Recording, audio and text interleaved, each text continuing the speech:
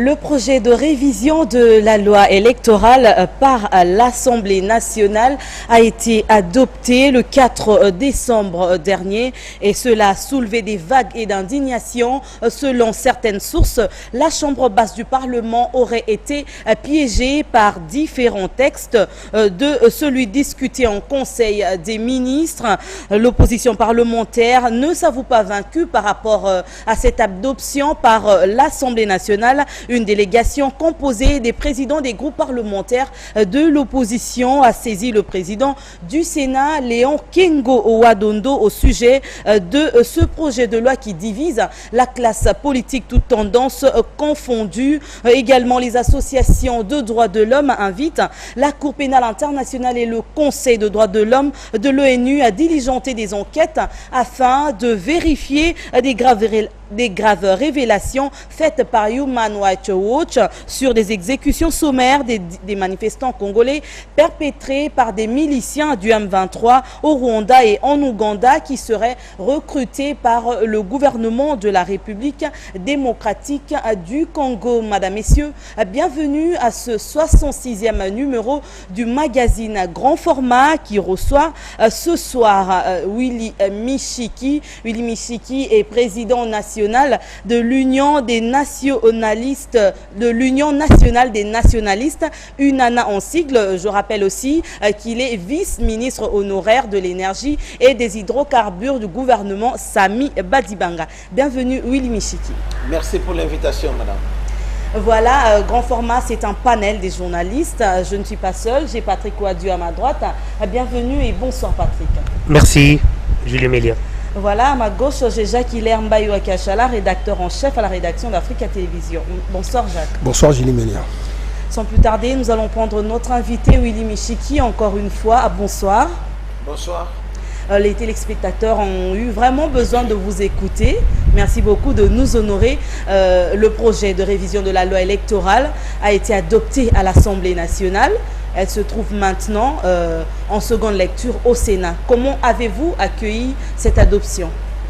Non, nous avons accueilli chaleureusement l'adoption par les patriotes députés de l'Assemblée nationale, d'autant plus que vous savez très bien que la CENI, lorsqu'elle a publié son calendrier électoral le 5 novembre passé, il y avait des contraintes. Et parmi les contraintes, on a mis des délais butoirs. Malheureusement, l'Assemblée nationale a voté ce projet de loi 4 jours de retard. C'est-à-dire qu'il fallait que les deux chambres réunies puissent adopter ce projet de loi au plus tard le 30 novembre. Donc nous sommes déjà en retard. Or, chaque jour de retard a un impact sur l'organisation des élections. Il faudrait maintenant récupérer ces retards accumulés au niveau du Parlement pour que les projets de loi soient envoyés au chef de l'État le plus tôt possible pour que son délai butoir soit aussi rencontré. C'est-à-dire qu'au plus tard, le 15 décembre, le chef de l'État devrait promulguer ce projet de loi. Et vous savez très bien, c'est un projet de loi important. Il doit passer par la Cour constitutionnelle pour la conformité à la Constitution. Donc, on n'a plus le temps aujourd'hui de traîner les choses. Nous voulons aller aux élections, quelles que soient les petites faiblesses qu'on peut trouver dans une loi. Il n'y a pas une loi parfaite. D'ailleurs, la loi, elle est impersonnelle. L'essentiel pour nous, c'est de permettre à la CENI d'avoir l'arsenal juridique nécessaire pour nous organiser des élections crédibles, transparentes et démocratiques. Willy Michiki, c'est vrai que vous n'avez plus de temps à perdre, mais pensez-vous qu'avec, par exemple, le seuil de 3% à 1, un parti politique comme UNANA, par exemple, va faire élire ses députés? D'ailleurs, nous sommes parmi les partisans qui avons toujours défendu le seuil plutôt de 5%. Pourquoi, madame? Rappelez-vous que dans ces pays, l'opinion publique a toujours décrié les comportements de la classe politique congolaise. Or, la classe politique congolaise aujourd'hui, on les vit, on les voit dans les partis politiques. Comment expliquer, madame, monsieur, un pays comme le nôtre, une jeune démocratie, il a aujourd'hui 700 partis politiques. Vous allez aux États-Unis, c'est une vieille démocratie. Ils n'ont que 2 grandes formations politiques. Vous allez en France, moins de 10 partis politiques. En Belgique, moins de 12. Ainsi de suite. Donc ça ne s'explique pas. Pourquoi? Puisque les Congolais en abusent trop. Les Congolais considèrent la politique comme une carrière. J'ai même trouvé des collègues chefs de parti qui, quand vous lui demandez vous faites quoi, il dit non, moi je suis politicien. Non, la politique n'est pas une carrière. Vous trouvez des partis mallettes. Rien que toujours dans les sacs, ils n'ont pas de siège, ils n'ont rien. Nous sommes aujourd'hui très fiers. Nous sommes dans les 23 nouvelles provinces, il est 26. Et nous croyons sincèrement qu'un parti politique qui ne peut pas atteindre les seuils de 1%, c'est un parti appelé à Willy disparaître. Michiki, pourquoi avoir créé un parti politique puisqu'il y avait déjà des partis qui existaient? Pourquoi ne pas adhérer à ces partis? Puisque vous êtes en train de fustiger le fait qu'aux États-Unis, il n'y a que 2 partis politiques. Oui. Ici, d'abord, l'objectif principal de la création des partis politiques, c'est la conquête du pouvoir. C'est l'idéal qui vous anime. Moi, par exemple, je suis d'autres partis Nana, c'est un parti de droite. Nous sommes des conservateurs. Je me vois très mal à l'aise d'être dans une coalition, même électorale, avec des partis qui ne sont pas de mon obédience politique. L'idée actuelle, c'est quoi? C'est de se regrouper, non pas autour des mangeoires, comme c'est le cas aujourd'hui. On prend les gens de l'extrême droite, on les mélange avec l'extrême gauche. Non. Les gens doivent se regrouper autour des valeurs idéologiques. Et nous, déjà, au niveau de l'INANA, nous avons déjà commencé à recenser les gens qui pensent comme nous, qui sommes à droite. Par exemple, moi, je suis contre un État commerçant.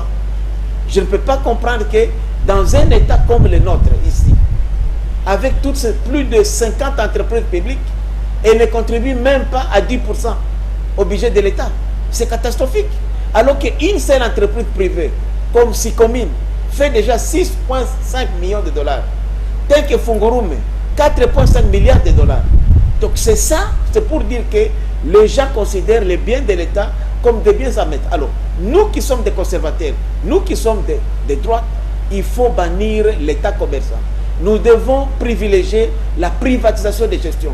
Il faudrait donner l'occasion à l'État de ne pas d'être seulement régulateur. L'État ne peut pas être commerçant. Je me vois mal, par exemple, moi, d'être avec un socialiste. Des partis comme PPRD et IDPS ont la même idéologie. Ils doivent se mettre ensemble. C'est là où nous voulons amener le pays. Et vous s'assurez que le peuple va se retrouver. Tous ces petits partis mallettes là, tous ces petits partis de mangeoires vont disparaître.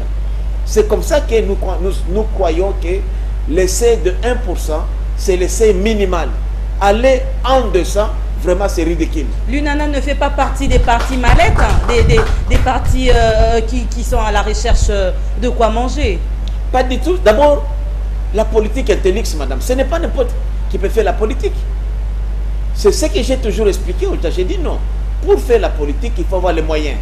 Soit vous avez les moyens, vos moyens à vous, ou soit vous avez une base qui cotise. D'ailleurs, ce n'est pas de nouveau. Ici, aux élections de 2006, je prends le camp des patriarches Kizenja pour qu'ils puissent réunir les 50 000 $ de caution. Ce sont les membres des Palou qui ont cotisé. C'est pour dire que ce monsieur, il jouit d'une certaine crédibilité. Lorsque vous êtes un chef de parti, vous voulez être candidat, vous êtes incapable de réunir même 1 000 $ pour une caution. Vous savez, dans notre parti, messieurs, madame, nous avons une centrale électorale de l'INANA. Et on a fait un petit exercice local, comme on le fait d'habitude. On a constaté que dans l'Assemblée nationale actuelle, le député le moins élu a eu 3 000 voix. Oh, si vous avez 3 000 voix, donc je suppose que vous avez 3 000 personnes majeures qui ont crié à vous, qui vous ont donné leur voix.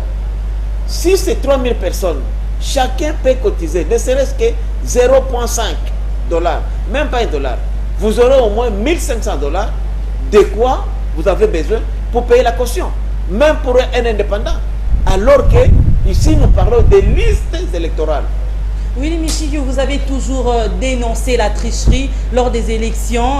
Vous dites qu'on vous vole votre victoire. Pensez-vous qu'avec ce seuil de 3%, vous pourrez remporter, ne fût-ce qu'une place à l'Assemblée nationale? D'abord, la démarche du législateur, ce n'est pas seulement d'éliminer les tricheries éventuelles. La première démarche d'abord, c'est la rationalisation. Vous savez très bien qu'aujourd'hui, par exemple, le coût électoral est trop cher. Oh, le pays est dans une situation financière qui ne lui permet pas de couvrir ces besoins-là. C'est pourquoi parfois les gens ne comprennent pas lorsqu'on dit que les opérations électorales doivent faire une année. Non, elles pouvaient faire même 6 mois. Mais lorsque nous votons un budget aujourd'hui, l'argent ne tombe pas. L'argent tombe en compte-gouttes. Ce sont ces recettes-là que nous recevons qui nous permettent de finir les opérations. Ils nous font aujourd'hui 215 millions de dollars pour parachever les opérations d'Arolba. Ils nous font 500 millions de dollars pour organiser les 3 scrutins présidentiels, législatifs, provinciaux. Ils nous font 300 millions de dollars pour organiser les élections locales. Donc, ces moyens-là, nous allons les trouver. Alors, il faudrait que nous... Il fallait élever la caution. Absolument. La caution fait partie de la contribution des candidats. Puisque c'est une matière qui est une matière souveraine. Ce n'est pas n'importe qui peut diriger. C'est comme ça que vous avez retrouvé que notre classe politique est devenue une classe banalisée. D'autant plus que n'importe qui peut se faire élire. Donc celui qui a de l'argent, ça veut dire que lui, il est bon pour diriger, il est compétent, il a toutes les qualités pour être un bon gestionnaire. Non, nous couplons les deux. Il y a la première option, il faut avoir les moyens. Puisqu'on a compris que les gens qui n'ont pas de moyens, une fois arrivés au pouvoir, la première exercice à faire, c'est de s'acheter même une bagnole. Je connais des collègues qui étaient avec moi au gouvernement ou qui sont là aujourd'hui, qui n'ont jamais acheté même pas une maison. Alors, quand ils sont au gouvernement, la première chose, c'est de chercher d'abord à avoir une maison.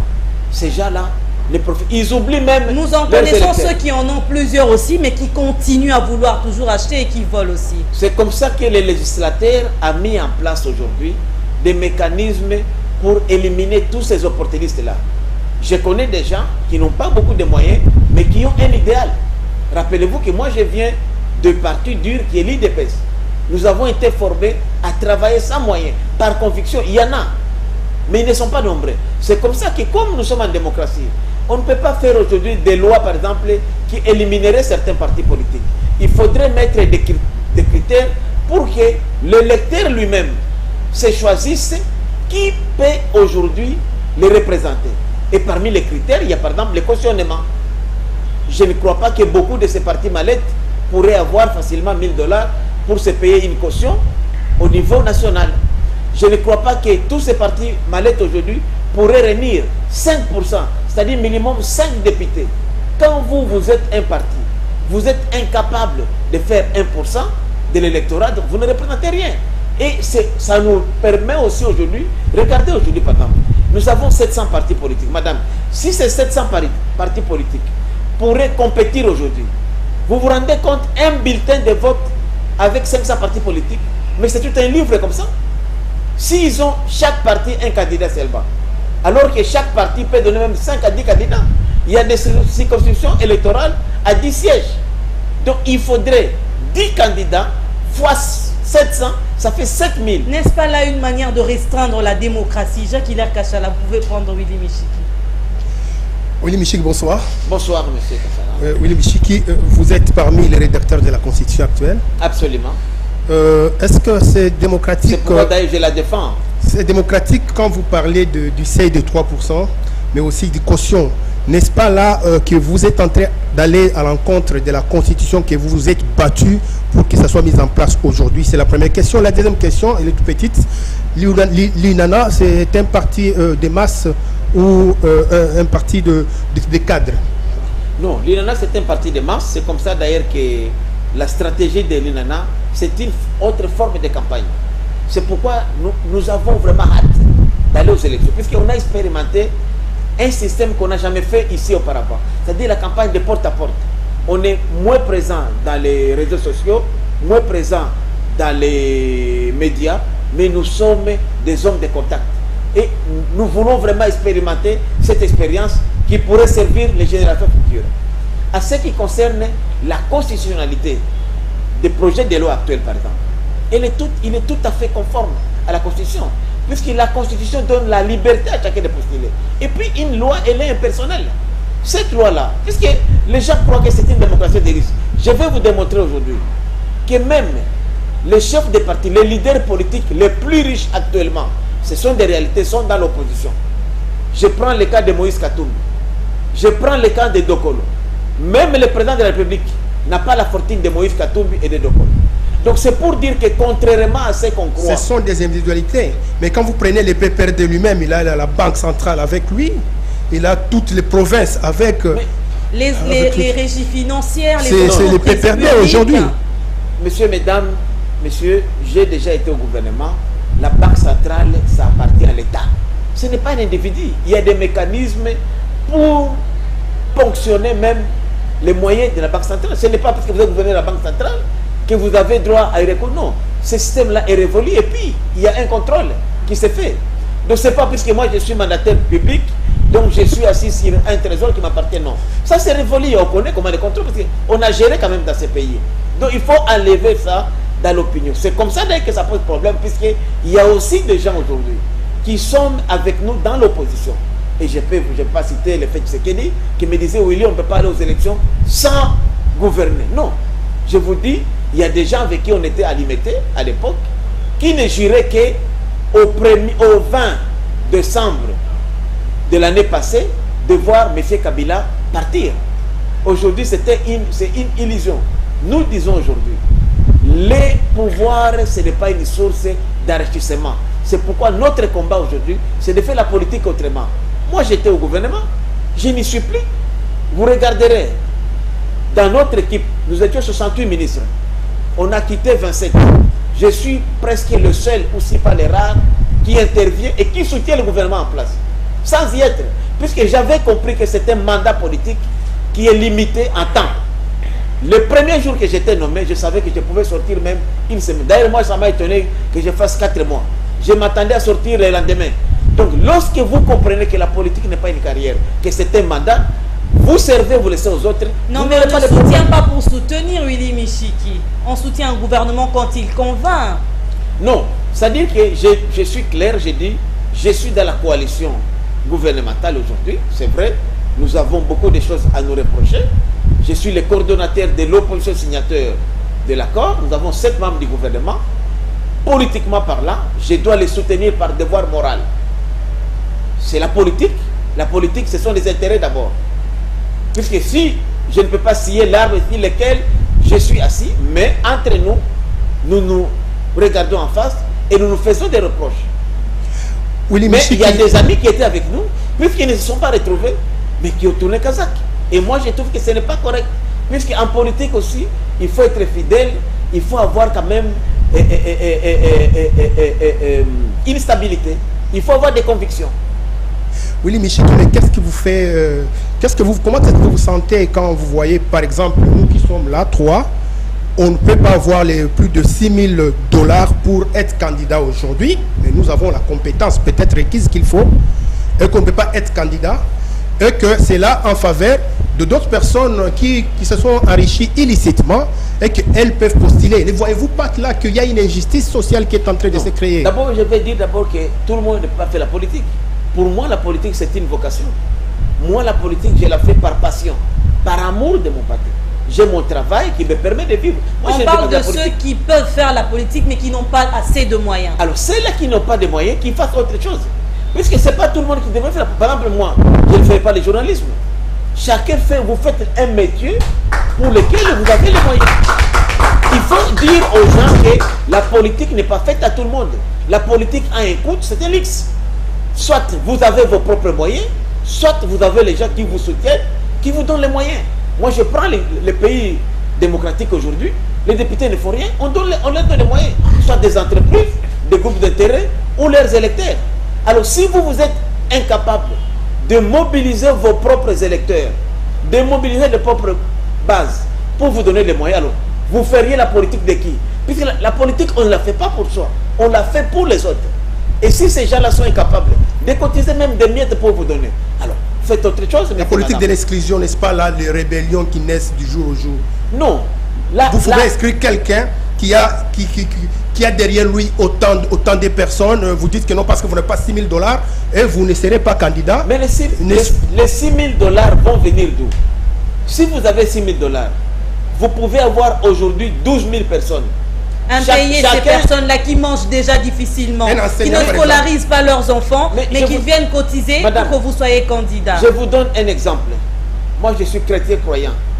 Je vous dis, j'ai vécu contrairement à d'autres au village. Au village, les gens n'ont rien, vraiment rien. Mais chaque dimanche, vous verrez même des personnes, de vieilles femmes, de vieux hommes, nus à pied, moitié habillés. Ils amènent même un 50 francs dans les pots. C'est pas que, puisque vous avez beaucoup que vous donnez, c'est par conviction. Si quelqu'un est convaincu, il va contribuer. C'est ce que nous devons expliquer aux gens, que tout cela, qui, la catégorie à laquelle vous faites allusion, ce sont justement des opportunistes qui croient naïvement, je dis naïvement, qu'à la politique, on y va pour chercher de l'argent. Voilà d'ailleurs la difficulté à laquelle nous sommes aujourd'hui. S'il y a crise aujourd'hui, c'est effectivement puisqu'il y a des Congolais et Congolaises qui croient que la politique est une source de ravitaillement financier. Voilà, Patrick Kouadio. C'est que je ne partage pas personnellement du tout. Je vous ai suivi religieusement, Willy Michiki. Pourquoi vous ne voulez pas reconnaître que cette proposition de loi est discriminatoire dans le sens où vous le prenez peut-être pas avec assez de profondeur lorsqu'on parle du seuil d'1% pour le député national, alors qu'on sait que pour le député au niveau des provinces, le seuil s'élève à 3%. Au niveau des conseils municipaux, par exemple, le seuil s'élève à 10%. Ces 10%-là, n'est-il pas discriminatoire face au candidat indépendant Willy Michiki? Est-ce que cela n'est pas en contradiction avec la Constitution qui consacre l'égalité des chances pour tous? Non. C'est-à-dire que d'abord, au niveau de la Constitution, rien n'a été prévu par les constituants. En tout cas, ça ne viole à rien. En plus, lorsque nous parlons de seuil national, la RDC est un continent.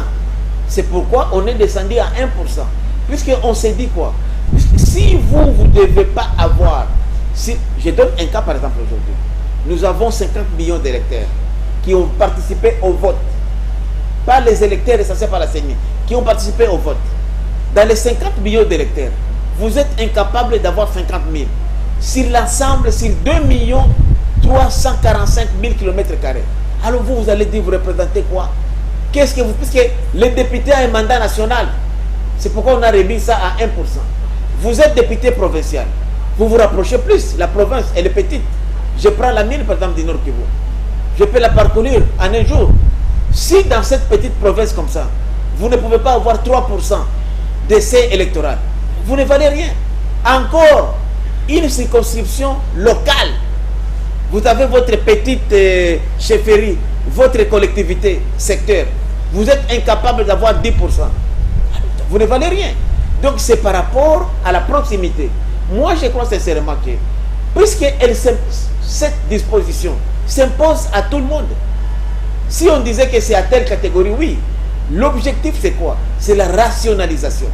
Et avec déjà ces projets de loi, s'il passait, je suis sûr qu'il va passer, puisqu'en tout cas, l'opinion, la majorité silencieuse et les soutiens, nous allons économiser de 60% le budget électoral, qui est aujourd'hui évalué à 1,3 milliard dollars américains. Là, je prends en compte aussi la machine à voter, qui, au lieu d'avoir 200 000 tonnes de paperasse inutiles, on va les économiser. Je voulais justement en venir à cette machine à voter, puisque c'est aussi l'un des prix saillants qui fait à ce que cette loi ne soit pas acceptée par la quasi-totalité de l'opposition. Willy Michiki, qu'est-ce que ça vous fait lorsque vous voyez cette machine à voter être soutenue mort du cuisse par la majorité, alors que nos confrères de Jeune Afrique, pour ne pas les citer, ont fait des révélations sur une réunion du PPRD où carrément la machine à voter était louée comme une stratégie. Lorsque vous avez entendu le secrétaire général de la majorité présidentielle dire que la loi électorale est révisée au profit de la majorité présidentielle, vous trouvez que ça c'est rationnel et moral? Je ne partage pas du tout cet avis-là. D'abord, je suis un expert en matière électorale. Je peux vous avouer aujourd'hui que la machine à voter, c'est d'abord une innovation congolaise. Si cette machine à voter était fabriqué aux États-Unis, en Europe, ou même en Chine, ou même au Congo-Brazza, on la prendrait ici. Mais nous, Congolais, on a un défaut. Tout ce qui est produit au Congo est mauvais. Alors que dans d'autres pays, ils préfèrent consommer localement. Chez nous, ici, on préfère ce qui vient d'ailleurs. En plus, je vais vous dire une chose quand même. Lorsque vous me dites que c'était conçu pour la majorité, mais la commission électorale indépendante a des partenaires. Nous sommes ses partenaires. Nous allons l'auditer. Nous avons la latitude de pouvoir amener... En 2011, c'était comme ça. Ce sont des enregistrements sonores de cette réunion. Mais pourquoi croire à ce qu'ils disent? Moi, je défie le secrétaire général de la majorité. Qu'est-ce qu'il paie, lui d'abord, quand on a conçu la machine? Ce n'est pas lui.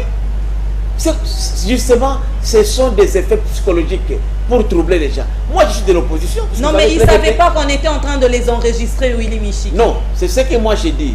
On peut les enregistrer comme on veut. Ils ont leur stratégie. Nous avons aussi la nôtre. Je vous rappelle ici à Pafa que l'opposition est plurielle. Moi, au niveau de l'OPSA de l'INANA, nous soutenons ça. Nous pouvons récupérer. Vous savez, les gens parfois, ils ne se servent pas. Vous savez, le problème des Congolais, il a une mémoire très courte. Il oublie vite. Tout ce qu'on fait aujourd'hui, on les a fait ailleurs. Allez aujourd'hui chez Yaya Jammeh, en Gambie, ils ont monté les choses. Mais ils étaient surpris. La même chose est payée. Il faut comprendre aujourd'hui que nous devons nous approprier, nous, ce processus électoral. Le calendrier électoral n'est plus la fête de la CENI. Non. Quand la majorité dit ça, pour moi, ça a un effet psychologique pour nous décourager. Mais moi, je ne céderai pas, puisque je connais cette machine-là personnellement. J'ai eu à l'inspecter.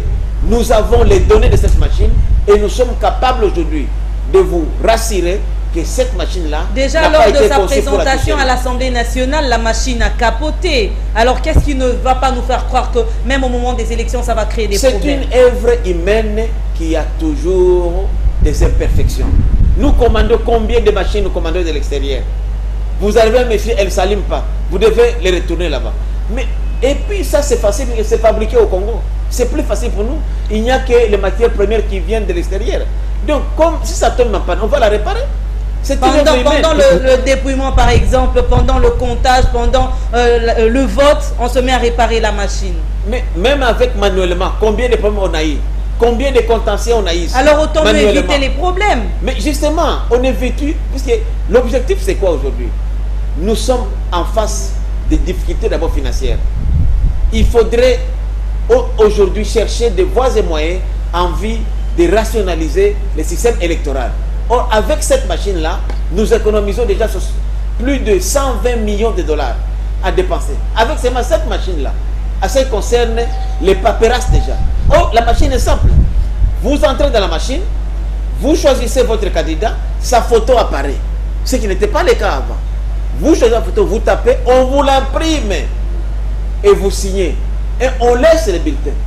La différence c'est qu'au lieu de faire comme on a fait, puisque les Congolais, même les papiers et les bulletins de vote, rappelez-vous, les élections pas faites, on les a amenés de l'Afrique du Sud. Vous savez combien coûte 1 kilo pour l'Afrique du Sud? Ça coûte au moins 5 $. Le fret aérien.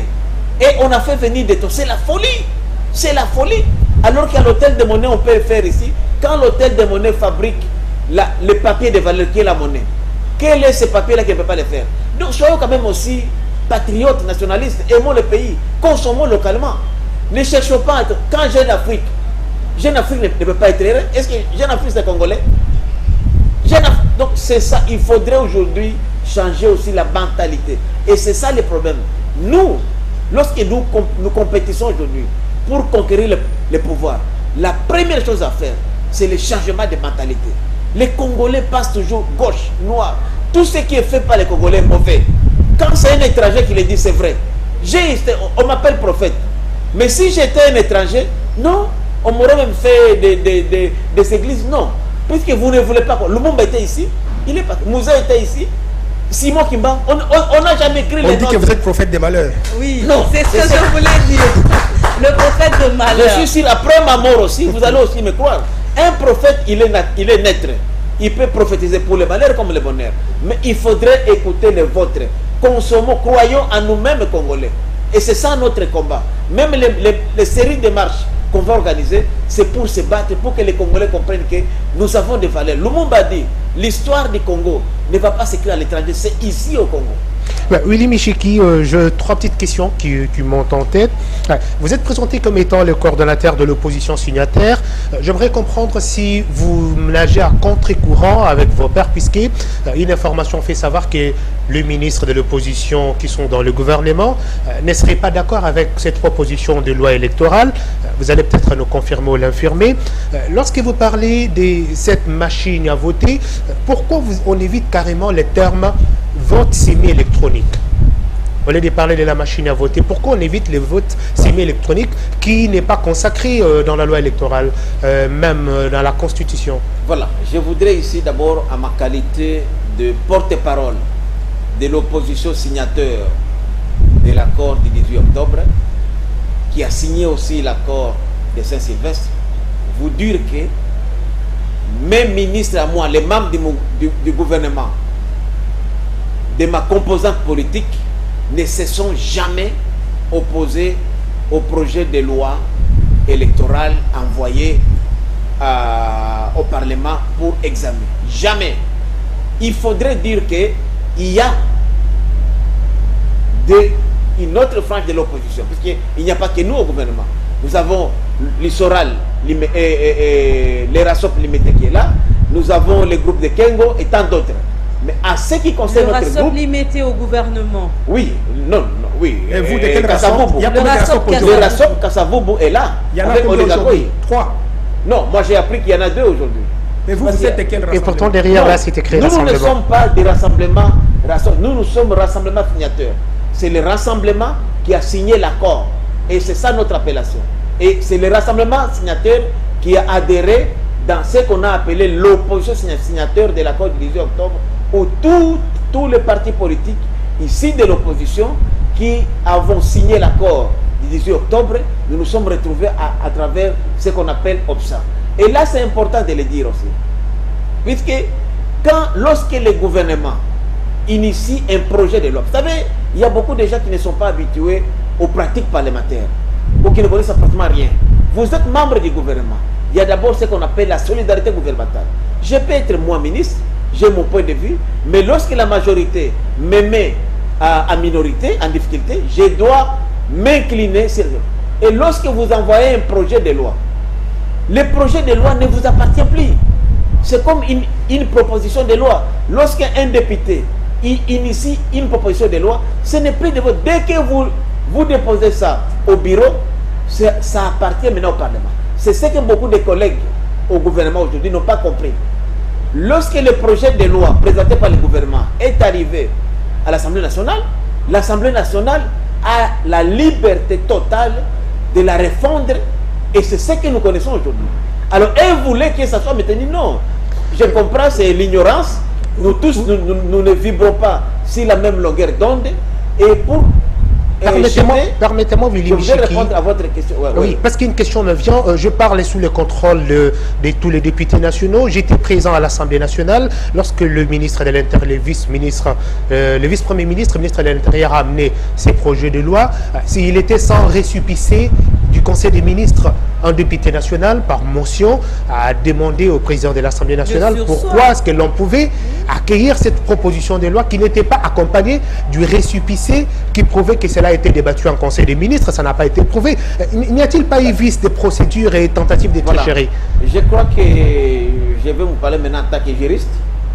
Lorsqu'un projet de loi est soumis au Parlement, il n'y a que les premiers ministres, même pas les ministres du secteur. Puisque quand il faut expliquer aux téléspectateurs qu'ils comprennent la procédure.